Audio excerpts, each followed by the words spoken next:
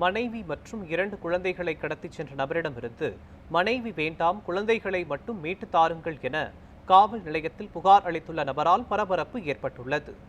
சென்னையை அடுத்துள்ள பெருங்களத்தூர் RMK நகர் பகுதியைச் சேர்ந்த ராஜா சத்யா தம்பதிக்கு 2 குழந்தைகள் உள்ள நிலையில் சில நாட்களுக்கு முன்னர் சத்யா தனது குழந்தையுடன் காணவில்லை என கூறப்படுகிறது.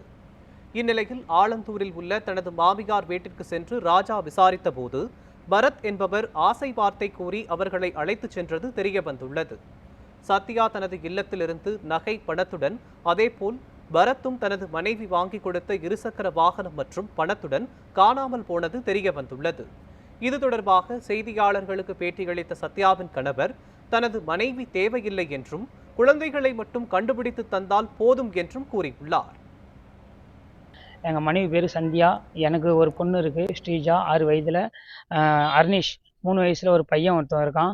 புதன்கிழமை காலையில் நான் வேலைக்கு போயிட்டேன்.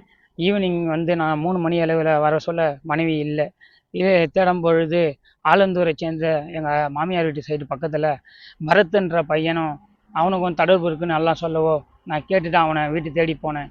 அவனும் வீட்டில் இல்லை. ஈவினிங் 4 மணிக்கு வந்து பார்க்க சொல்ல அவன் கூட தான் போயிருக்கா அப்படின்னு சொல்ல என் மனவேதனையோட நான் போலீஸ் ஸ்டேஷனுக்கு போயிட்டு புகார் அளித்தேன்.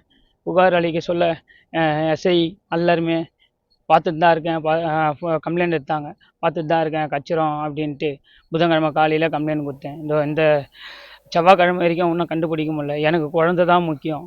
நகை பணம் எல்லாத்தையும் எடுத்துகிட்டு போயிட்டா. எனக்கு அதெல்லாம் முக்கியம் இல்லை, என் குழந்தை தான் எனக்கு வேணும்.